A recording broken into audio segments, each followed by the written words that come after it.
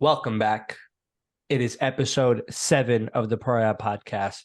We are back like we never left. We are back like the international break never even happened. We know you missed us, so we're here to save the day with our incredible, thought-provoking, Wow. necessary analysis in the Mm, footballing world. I don't know what they did without us for 2 weeks. hmm And something special happened with the return of football. Our club, Arsenal, faced our fellow co-hosts club, Chelsea, and what a game! I know I have mm. tons of thoughts, but if I start talking now, we'll be here for a while. So why don't you take it away, Nibs? All right. Uh, I'm gonna be honest. I couldn't see the game, but I checked out the game afterwards. And Nice. it was. Thankfully, we brought our team back. Because the first half, and even the beginning of the second half, we didn't look too good. To be honest, like I always kind of feared Chelsea in this aspect from the beginning of the season when I saw them play when they weren't getting the results. It's just their players are young and quick and hungry. No Hmm. matter if you don't have like the play styles that their coach want to play you in, you're always gonna have that raw ability, that raw hunger to win the ball back and pressure us, and that's what I saw literally throughout the whole game. And I feel like eh, especially this Arsenal team this season, I feel like we struggle with quick pressing, teams that like kind of relentlessly go against us. Yeah. We really need the ball in our possession and kind of like work through the game, but we just didn't have that time, and I feel like we struggled a lot, obviously. What do So, you think, Faris? go ahead, Faris. Yeah, I was just gonna say I agree with you. Like the being young thing has its like pros and cons, but for the Hmm most part, we were very active the first half and a bit. Like just the pressing looked good, the shape looked good. But and we'll get to like the goals later, but I will say that being young was like the also to the detriment towards those not the first goal you guys scored, but definitely the last one, the equalizer. There was a lot of hmm inexperience on display. But yeah, if you want to comment before we get to those goals. Yeah, so funny enough, I also had like a partial viewing experience, and I only watched up until a little bit after you guys scored the second goal. So when I had to turn off my stream, it was 2-0 that we were Mm. losing. And I only watched back like the rest of the game after the full game was uploaded. And it's just crazy to me, like the night and day difference between those two teams. I felt like I watched two completely different games. I'm gonna say like I don't want to sound like Lampard, but like the goals you did score were like fluke goals. You know what I mean? Like, uh, but they were a product of the way you were playing, right? If you kept hmm playing like that for another 90 minutes, you would have scored two more goals. They might have not been beautiful, but Mm. football is all about like putting yourself in a position to succeed, right? You're not going to get beautifully worked like Wenger ball goals every time. You're not going to get a hmm screamer, but like the way you find a way to win football games is by making sure you're in control. And for a lot of those first 70 minutes, Chelsea looked pretty comfortably in control. And that was just like such a wake up call for me. Like I Hmm. leading up to the game, like all 2 weeks, I was like low key trolling you, saying like, oh, like I have a feeling Chelsea are gonna get it. But like to see it unfold in front of my eyes was so like I don't want to say hmm chilling because it sounds dramatic, but like I feel like every single game we've played this season has been our worst performance so far. And it's like a worrying trend. And we just looked, I don't know, like so subpar. In contrast, those last 30 minutes, I don't know what happens, but like we make a couple substitutions. It doesn't matter who it is, hmm it just brings something to our team, and like it goes back to like Arteta's philosophy of like not calling them subs, calling them impactors, right? Like people call that so corny, but like these guys have been having an impact every single game, and I just wish it's like shades of Unai Emery's tenure here, where we'd go out in the first half, do nothing, halftime would happen, and we'd play like a different team again. That's what this season has felt like Yeah. to me so far, and it's scary. And I think maybe like it has something to like to be on like what Arteta picks initially. Like maybe Right. he's picking the team wrong in the beginning. Like I mean, not to like, I know we want to talk about the Chelsea side of things too, right? But let's talk about the team selection. This is another game this season where Jorginho has started. And mhm. J5. look, look, he's a serviceable player. I think he's a good guy for locker room or chemistry, things like that. But we can't be starting him against like top sides away from home. Like he's the player you bring on to keep things as they are. He's not a Yeah. player you start to win a game, right? And there were so many instances you see the ball played into his feet, and his first instinct is to retain. It's not to progress, right? Whereas you play a Declan Rice, a Party, anybody else, literally in our team, Mm. and they turn around and try to do something with it, and it was just really frustrating to watch.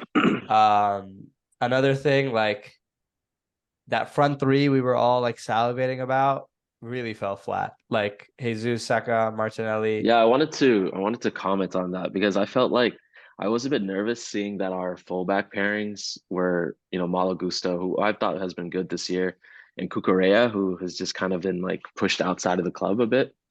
And I was surprised to see them do relatively well against Martinelli and Saka. And I don't want to just like say, like they locked him down, but I think the way Cucurella played Saka, which was overtly physical, kind of like sticking to him, basically like giving him like a half foul every time he tried to get past, and the ref was letting that play on. So I think that the how we approached your front three, especially those two wingers, was just like I don't know, it was a good setup I think from us. Mhm. Right. I And think where the game kind of like was kind of lost by us is probably the midfield. Like I just feel like your guys outran our guys, outmuscled our Uh, guys. And when your midfield don't have the ball, you can't your forwards won't do as well as they can. So maybe yeah, I think the game was kind of lost in midfield for me. I liked our shape a lot without the ball. It was yeah, like a pretty clear game plan to like concede possession because we've had one of the highest possessions in the league total, but this game we were just like, you know Mm, what? They're gonna have the ball. Let's just respect that. hmm And I think we really stifled you guys for like the first 60, 70 minutes. Like it was really hard to play through us. Mhm. And again, when you went wide, like our fullbacks played pretty tight. And I think we did a good job. I think Odegaard really was kind of, hmm I don't want to say like Struggled. went missing, but it was just like we just blocked off those channels really well. And And I wish, yeah, go ahead. not to sound like Stephen A is like, oh, did they win the game or did the other team lose? But Mm. genuinely, like that's what was playing in my head. Like, is Chelsea's system set up this brilliant, or is Odegaard having the worst game of his life? Right? Like it hmm and the answer is probably somewhere in the middle there, right? Mm. Because like I've never seen us so out of ideas. I've never seen us so sloppy. I've never seen us so almost like rigid. Like I think a lot of times what happens with like well coached sides like ours is when things don't go well, they start going super like binary. Like it becomes like, oh, Saliba's gonna pass it to Rice, who's gonna pass it to Odegaard, and he's gonna try to do something. That just becomes like their Mm. default brain.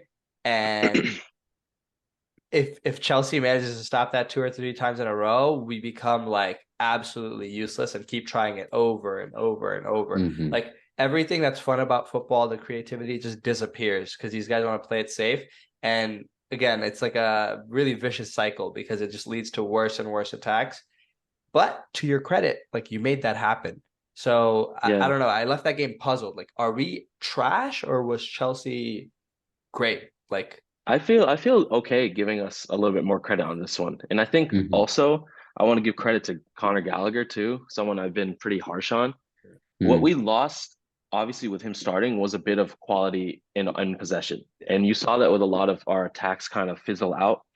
But what we gained out of possession was just how well he is at pressing, pressing your mm guys, forcing the ball to kind of stay going horizontal. He does a great job. And he's like, I feel like he's getting better every game working with our midfield. The detriment, obviously, is that he kind of lacks a bit of just that other stuff that maybe Cole Palmer gives us or Enzo gives us on the ball.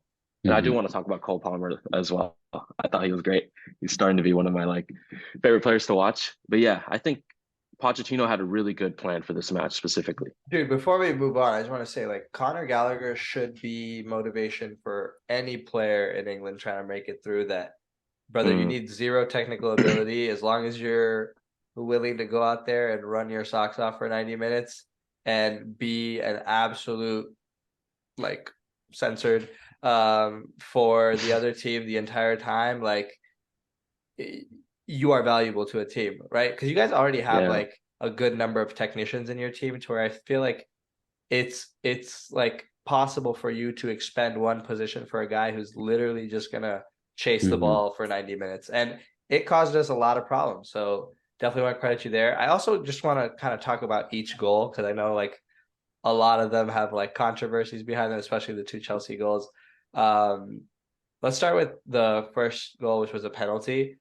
What did you guys think hmm about it? I feel like we talk about refs every week now. It's becoming like a broken record. yeah, I personally, on first view, did think it was a penalty. There's that interesting argument where like there's that one angle of both of them jumping and they both have their arms in the same exact spot. Like Mudryk is jumping the exact same way. Um, but I'd argue that like had the ball deflected onto Mudryk's arm, I would want a handball, right? So even though it looked close and in reality was close to his body, like I still think it was a handball. But hmm to the people that were complaining, to their point, it isn't called in other instances. And again, it every discussion I think boils down to like we don't care what the rules are, just please make sure they're the same every game. And yeah. it just doesn't happen. But I'm not too upset over that. I don't know about you guys. I I mean, think the from go ahead, Yeah, I was Farah. gonna say I think the thing about what people were complaining about was proximity. Yeah, You know, when Saliba is that close to Mudryk, when he whips the ball in, can he get his arm down at that time? Because you can't jump with your arms to the side. So yeah, I yeah. understand that argument. But again, like I think it is a goal scoring action. I do think the Mhm. ball was going on target. I know that was another thing people were debating. And if he heads that down and his arm blocks that shot, I mean, it's just Exactly. hard. Like, where do you like do the measuring tape? If Saliba was that far away, is that then count? I It think it reminds was me of a perfect example because I never want to sound like a hypocrite, right?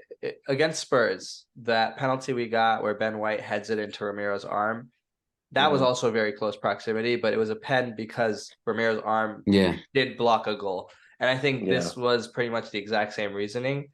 So I'm not going to get too hung up over it. Yeah, I Yeah. think that's the and I think wrong decision because the ball was heading towards the goal. The proximity, if it was heading somewhere else, I think it wouldn't have been Yeah. given as a penalty. Yeah. But Yeah, I you did could hope to hear, say that honestly. yeah. And the second goal, what do we think? Mudryk, did he intend to score it or was that cross to the back post that misfired? I guess we'll never know, I man. guess Get out of here. you know what? You know what? I never thought it was a goal, but like we're just gonna have to hold that. Like unfortunately, right? I remember Saka scored literally the exact same thing against Chelsea. I think it was Yeah. during the pandemic, and like we didn't care. That was Saka worldly to us, so that might as well be a Mudryk worldly to No, them. no, but I'll agree with what Nib said outside of the podcast. He definitely did not mean it. Because the one angle, he's legit, like you can see him scanning the back post and then he Yeah. just whips it in. And the funniest thing about that was that like there were some quotes coming after that our goalkeeper coach said we coached that, and then they asked Yeah, Yeah. Arteta about it, and I'm like, bro, what? Arteta called That's Like him the out. most BS story I've ever heard. Arteta just said he's a liar, bro. I love that. That was Bro, hilarious. the interview when Arteta was it was told about that, hilarious, dude. he was like, "Oh, like How pissed. did we Like, get why that did he?" PR story out so fast, dude? Yeah, Dude, evil works hard, but Chelsea Twitter works harder. You got to remember that. And then our two goals, I don't know, that Declan Rice shot, I've been watching it so much. Like yeah. it looks simple, but Yeah. we all know how hard it is. If you ever kick the ball, you know how hard it is. And And you and when the when you see the shot again, you realize how small the goal actually is. Yeah. Because it's so easy to miss a target from that far out. I think he And literally went in his head. He thought like, "There's someone there. I need to pass it to him." And I think yeah, that's how a lot of midfielders need to think about their shots. facts, Um, facts. I and will then say for uh, that Rice goal, I know it's been like kind of 90% Sanchez's fault, but Hmm. watching back like sort of that aerial view of the goal, I Enzo. feel like there was definitely miscommunication with Enzo and Gallagher on who was receiving that. It's Mhm. like Enzo Mm, lets it roll for Gallagher, and Gallagher's yeah, standing flat-footed waiting for Enzo to get it. Sanchez, that was a soft pass to begin with, anyways. Right. But I don't want to give him all the blame because definitely like those two midfielders just didn't know who it was going to. And if Yes. that's exactly. because playing out the back, I don't know. I Speaking think of it was like, literally 2 yards away from Enzo. Like if he stepped one Yeah. foot, he would have gotten it. but speaking of But like Enzo's like shooting, facing sideways and Gallagher's facing towards the ball. I think that was my like Yeah. confusion about it. but even closing down, I don't think Enzo closed him down like he needed to. Like Yeah, no. he that guy was kind of daydreaming, I think, when that happened. But like you shot your keeper some bail, I'm gonna shoot Raya some bail on the Mudryk goal. I was seeing Mm, calls for Ramsdale to get his spot back after the game, which are honestly fair. I don't think he did much to get dropped.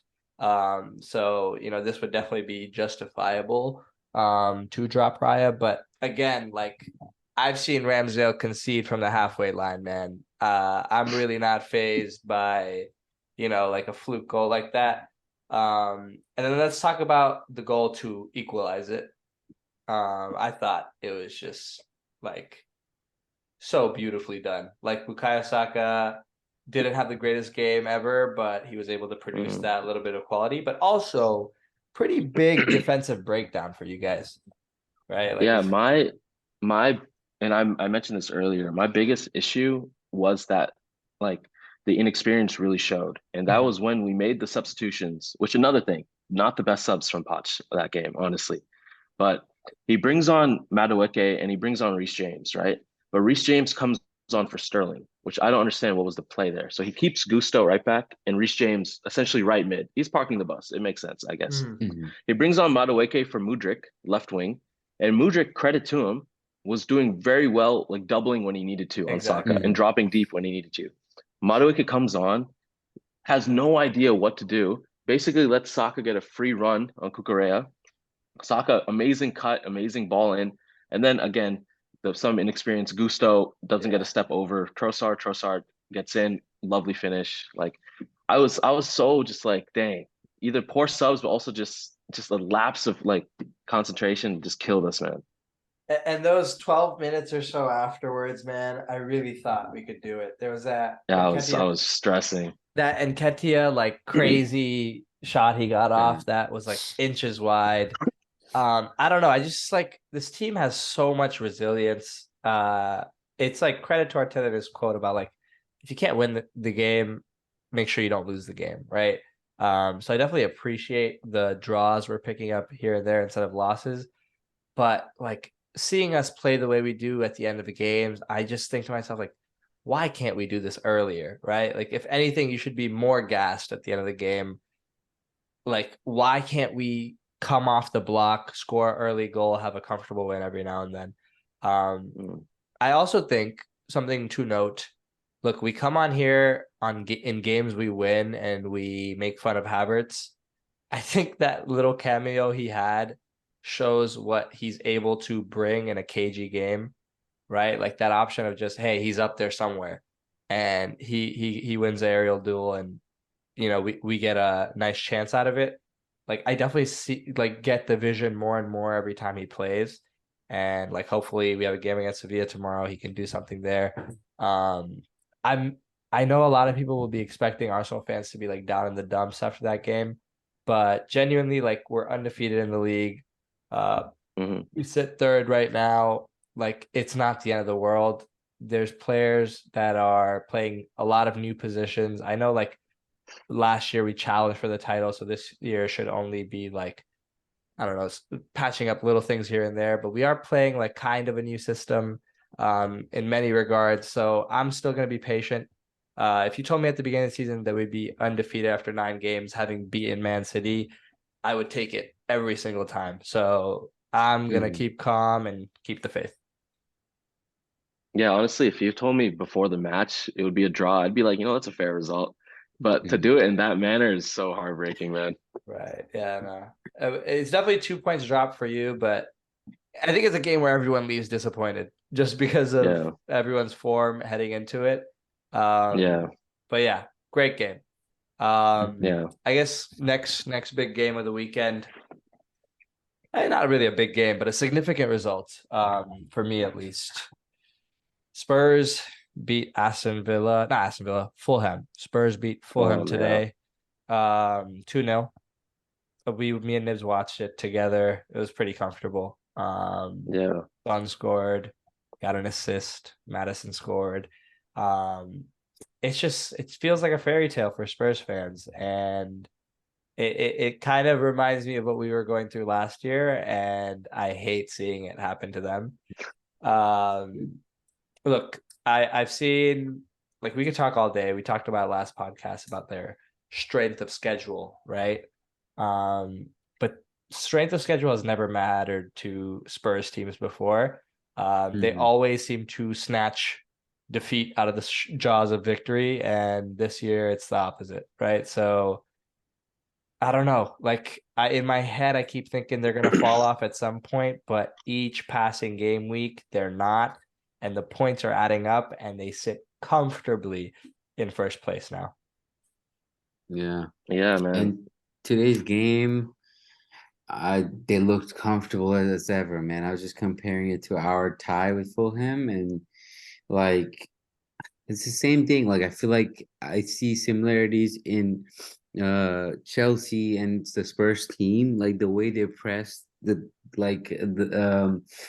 they're just on their game and they know what they're doing. And I feel like it has a lot of like I see a lot of similarities between like the way they play from the back and the kind of uh like quick passes through Madison. I see it Hmm. from last year for us too. Like we played like that. Like I saw us in them like last season.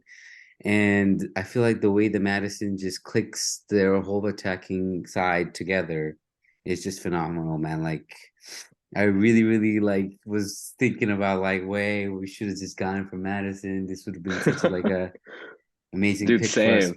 but we fumbled and Spurs took the advantage, man. Yeah, they look good. They're fun to watch, man. I know it's annoying to say, but Yeah, and Sun looks just like refreshed. I don't know. Maybe they have like one game a week. They're just like they look fresher. Like that's like a that's minor part of it. I don't want to take too much away because they deserve some credit right now.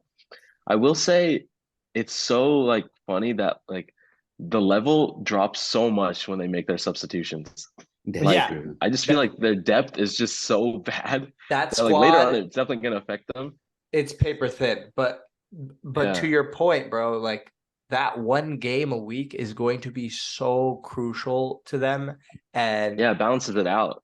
yeah, man. And Mhm. getting kicked out of the EFL Cup that early Early. now looks like Tactical a loss. 4,000 IQ move from Ange, man. It's like, look, these guys, look, I will bet $1,000 to the top Oh commenter wow. under this video that these guys aren't going undefeated, right? So let's do a fun little game and predict when their first loss will be. I'll read Mm. you their next few fixtures, and you guys let me know when you think it'll happen, and we'll check back. They I can play. tell you right now. They. I know what you're gonna say. They play Palace away next week, and then Chelsea at home the following Yep. week, and then Wolves away, and then Villa at home, and then City away. I personally think they're gonna lose to Palace because with No, I Spurs, don't I see that. it's always the one you don't expect. With Spurs, they're gonna beat City, beat Chelsea, and lose to Palace. That's how it works. It's gonna be us. We're gonna beat them. I'm like so confident, dude. I already have really the score, dude. It's 2-1. let's James go Madison scores Chelsea. first. Nibs, what do you Yeah, no, think? I think it's us. I think it's gonna be Villa. Villa. That's a I good see shout. Villa rocking them. Villa Yeah, are I don't. good, man. I know. Villa are good, dude. I Yeah, don't even want to talk about them. They're just being good for no reason. let's give them their flowers, man. Unai Emery, bro. I always had a soft spot for that guy, and Oh, sure. It's good to see him finally get his flowers, dude. I don't know. I genuinely I did feel bad for him at his time. A lot of Mm, the anti-Emery sentiment just came from the fact that that dude didn't speak English, and I think that's Yeah. the worst thing ever. Like we had reporters openly making fun of the way this dude talked, and yeah. I think he commands a lot more respect than that, and he's definitely showing it now. That whole point people make all the time about like the absolute crazy run of form strikers go under with Unai Emery, it holds true yet Yeah. again. It's just nuts. Like I wonder what it feels like to be a fan of like teams like Villa, Brighton, or like OG Newcastle fans that just like came up from the hood like crazy, right? Like Yeah. they're in European football talks, and like not too many years ago, these guys were talking about like, are we gonna finish top half or bottom half, right? Like it's in Newcastle not too many years ago trying to escape relegation. I was looking at when like American Express sponsored Brighton. These Hmm. guys put in their full sponsorship of 100 million for their training ground, their kits, everything, like the 360 deal in 2019. Guess what position Brighton finished in 2019? I don't know. They were in the Prem, right? 17th in the Prem. Yeah. Oh, And wow. to go from that to where they are, you look at Villa to go from where they were to now. You look at Newcastle, who were fighting relegation not even 2 seasons ago. Like it's remarkable, and it really like we unrelated. And Ali's gonna hate me for this, but we talk about clubs like United and even you guys not too many weeks ago underachieving, right? And all the fans are like, "Oh, we're not getting investment." Da da da da. Bro, these guys are defeating Goliaths with stones. You know what I mean? Like nothing, and Yeah. it's really inspiring. Like, Faris, I don't know if you remember years ago when that Super League thing happened. You were Mm, very anti Super League, and I was like, man, if you don't get out of here, like the big clubs will always be the big clubs, and the small clubs will always be the small clubs. That has been absolutely yeah. turned on its head, and in an era where it should be even harder with how revenues work now, and it's so impressive to me. Dude, something about Villa is just like such vintage like Barclays. Like I don't know. They just have like they just play like just like straightforward football. Same thing with Yeah, Newcastle, man. And they just score goals and they have like the big strikers and everything. they And take there's long like shots. It's yeah, just it's just fun. there's no like inverting, there's no like, tactics real. I mean that's the joke. Obviously there's tactics. But they play such simple and effective football, so credit to them.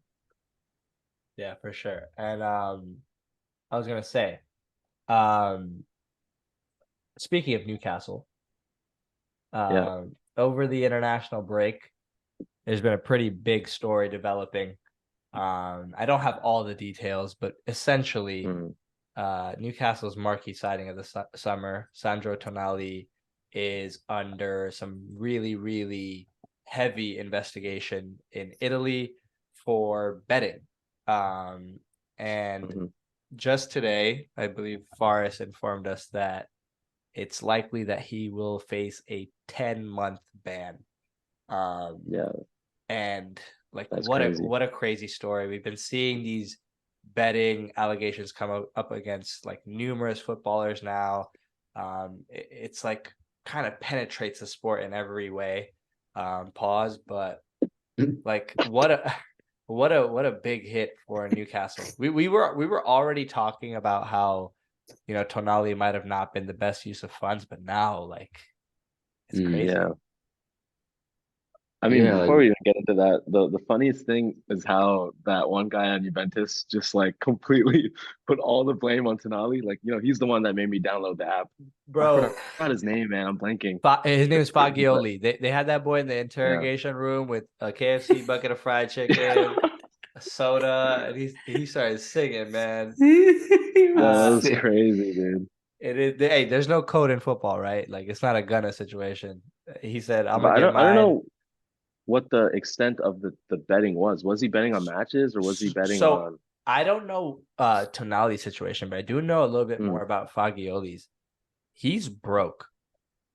Like no. Sure. Like he owes people so much money that he gets like threats to his life. Like Damn. it's crazy. I think at one point he was in the hole like 3 million euros. So I don't know what like at a certain point it is just like a mental problem, and I know it affects like a lot of people. Mm. But like man, like you made it. Like you were getting paid to play football, and you just had to get a little bit more. I just Mm. don't know how you get that greedy that you somehow and how you're that bad at betting. You end up 3 million in And the you hole. got the insider scoop, man. Right. Like, Like you directly control the outcome. But it'll be interesting to see like if Tonali was like betting on Milan wins, losses, draws. Yeah. But isn't yeah. that information out? I heard, I read. I didn't really read. Somebody was saying like he was betting only after he left from Mm. Milan. So So on that Milan games, but after he left. So so that had to be very Okay. recent too. That's crazy. Okay. yeah. That's what I So heard. I mean, I also was hearing like kind of conflicting reports saying that like Milan knew that this was gonna come to light, which is Oh why they yeah, offloaded him. Because if you remember over the summer, there was all this talk about like Tonali did not want to leave, and Milan were kind of Yeah. forcing him out. I think that makes that angle make a little bit more sense, but yeah. obviously details are blurry. We'll find out more. But what does this mean for Newcastle, guys? I'm gonna give my controversial take right now. I think for how Newcastle play, Joe Willock is a better option than Sandro Tonali in Mm. the midfield. And Haaland. when he comes back, is he back from injury? I don't know. When he comes back, he'll slot in much better, and they're gonna be better with Joe Willock than Tonali. That's my take. Nips. Yeah, man. I'm hating to see Newcastle perform the way they are. I mean, Forrest, you remember you wanted to say like these guys have created, I think, the most chances or scored the most goals. Oh no, One, they have the most goals in the Prem, dude. They are and not slowing down. it's like, Nah. yeah, you lose some of your like defensive solidity with Tonali out, but Yeah, if there's one team that can manage defensive solidity without one player being out, it's Newcastle, right? Um, yeah. but I I do. s- Go ahead.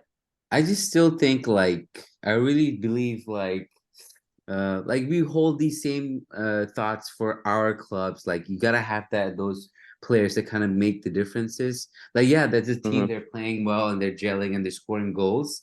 I really still think they will not win a trophy this season or make it to the top four. I just feel like yeah, they'll have a good season. They'll be enjoying to watch, but to make that next step as they should have, that I believe they just won't achieve it this year. And who knows, maybe this was the year they could have made an impact and have like some sort of I guess silver lining at the end of it. And Mhm. who knows, maybe next season can be a total, disaster for them. So I just think like we'll see, if they make a difference this season. I still don't I believe that they wanna will. I wanna pose you guys a question. Mhm. Hmm. Not in the order it is right now, but the four clubs that make up the top four, do you guys Yeah. feel like it'll stay that way by the end of the season? I think so. Which I guess it's Yeah. Spurs, City, Arsenal, Liverpool. I think that's what it is. I think, look, it's lunacy to be, like changing predictions after nine Yeah. games and stuff like that, but I can't see this changing, man. Like Yeah. I think all four clubs are in the title race, which is so exciting for the league. Obviously, one or two will drop off, but I don't Hmm. think it'll be a one man run for the title. And I think the other three will finish top four. What will be interesting is like if and when that fifth place spot gets confirmed from Champions League, Yeah. that fifth place spot is going to be very, very contested. The other aspect of it is like you mentioned the top four, right? And I look at the Hmm. top 10, the top four going against the top 10 right now will all struggle, and there's no definite wins or losses anywhere. That's true. Like Yeah. Villa, Newcastle, Brighton, United, West Ham, Chelsea. Like, bro, like How many you points know, is Chelsea off from Newcastle? Because I think Newcastle's fifth. Chelsea off Uh, Newcastle is 4 points. So it's not See, Wow. like even all that. and United is Yeah. only six. Well, now 8 points behind top. So Yeah, it's early, and you're right. Like every game in that top 10 is a big game now. Like I feel like yeah, Mhm. every single weekend there's like a blockbuster game, yeah, absolutely. and Yeah. I think the league is as strong as it has ever been. Like ever. Whoever wins this title, man, Mm, credit to you. This is, I think, probably the strongest. yeah. Who do you guys? Let's say Arsenal just cease to exist. Who uh, is your like? Who would you want to win the league? Not who do you think is going to win, but like who who would you I feel most want. comfortable? Comfortable. Like if it wasn't you guys, who'd you be like? It's fine if they win it. This is gonna sound crazy. I would want Brighton to win the league. Oh, okay. I thought you were gonna say like Hell Spurs. I was gonna say no. crazy. Because look, I have beef with City. I have beef with Liverpool. I have extreme beef with Spurs. I Yeah. have serious beef with United. I Beef. can't see you win a league, right? Mm. I don't want to see Newcastle win simply because of Aziz, right?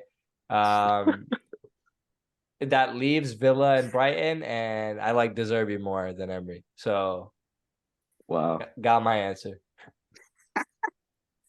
And Yeah, I yo, don't. this is I think gonna I'll sound give it to City again, dog. nah, chill.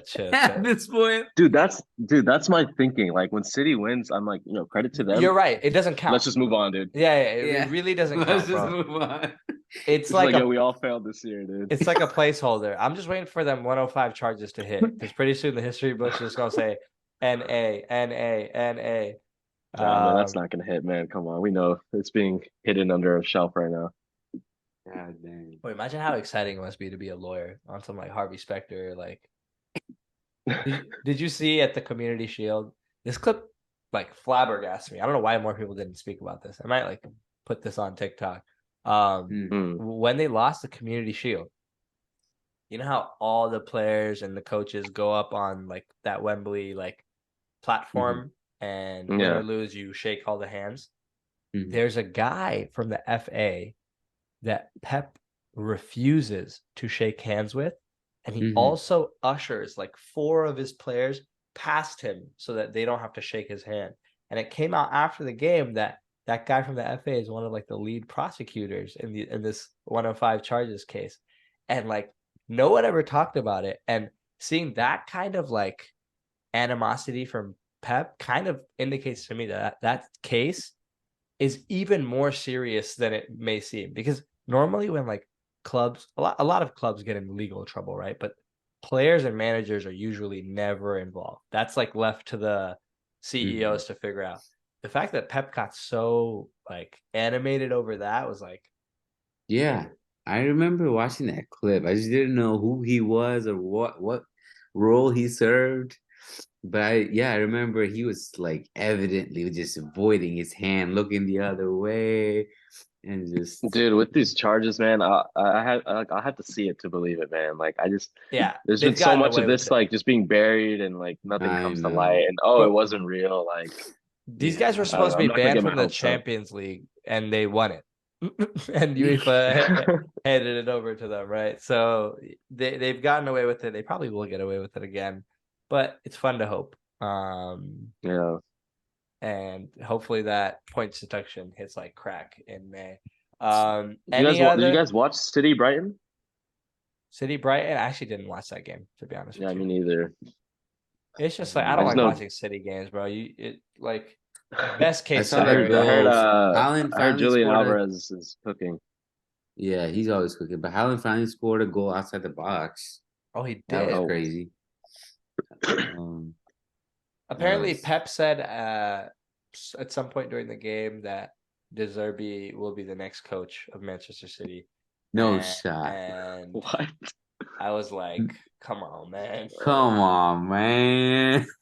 that's too easy." Okay, I think that's all the topics we want to cover. I do want to end this with one quick trivia question that I Okay. had for you. Actually, two quick ones. All The right. first one: what are the dimensions for a football pitch? Oh Oh, brother. man. First of all, what is it? Are we talking like feet, yards? Like What are they giving you? yards? You Whatever talking the about hell, yards? Whatever the hell you want. I think it Is has it to like be like 90 100 to by 80 100 or something? yards. Wait. Say that again. Is it like 100, 100 by like 80? I'd say 100 by like 60. I just don't know what Uh, they measured in over there, dude. let's do yards. Okay. Yeah, 100 by 60 yards. 100 by 60. Yeah. I'm gonna say 100 by 80. Hold on. Let me get the actual answer. You know, Stamford Bridge is tiny, bro. I don't know if there's regulation at Stamford Bridge. So Premier League pitches measure 112 to 115 yards long and 70 to 75 yards wide. Mm, So did anybody get that? no, I didn't get that. I think a fun fact that a lot of people don't know is that every pitch is differently sized and Mm, it significantly impacts how games are played. Yeah, I always thought it was just there's like regulation size. Like that just seems normal, right? Like Stamford Bridge is one of the smallest, I think. Yeah. And like there's a theory of how that affects how Mudryk plays because he's very Because like he runs out of room. yeah, literally. But I could definitely see that, bro. Like no, that, Stanford Bridge, it says 112 yards long and that's the minimum. 73 wide. Yeah, it's the minimum. He's Ah, missing a whole 3 yards. All Uh, right, bro. another quick trivia. This one I found very interesting. So the footballing world lost like one of the greatest players ever this past mhm. year in Pele. Do you guys know which team Pele played his last game for? Oh, it's in New York, right? Oh, the Cosmos? Is it New York Cosmos? Uh, Right? kinda. Kind It's But of. not. interestingly, he played the first half of the game for the Cosmos and the second half of the game for Santos. It was a game Was it like a arranged, charity or something? but it was Oh, a see. competitive game apparently. Isn't that crazy? Whatever, What? man. Like, What? He switched jerseys before real at yeah, halftime. literally. Like that Homer Simpson meme. You remember him? Getting like Yo, rest in peace, Pele. But I'll never forget when this man like tweeted the amount of goals he scored. Because and there's it like kept it there's and like it a kept increasing. It kept there's like a increasing. debate going on about like who has more goals, and Pele's like I have scored 11,000 or 1,178 goals. Like, bro, yeah, but rip to the goat, man. We got no record of that. That concludes this podcast, Ep.7 of the Pariah Yep, podcast. yep. We hope you enjoyed. We know you're probably not listening, but we will see you on the TikTok clips. For the people on Yes, sir. TikTok, guys, remember, like we have the whole podcast, and I promise you, we're fun to listen to for an hour. So check it out. Exciting things are coming. Some more like ideas are Oh circulating shit. in my brain. I'm cooking really. So Guest stay stars? yeah, be prepared. We're gonna have like Saka on here soon. He sent me that jersey Ah, yesterday. shit. Um see you guys next time. Thanks for watching. Peace. Peace. Peace.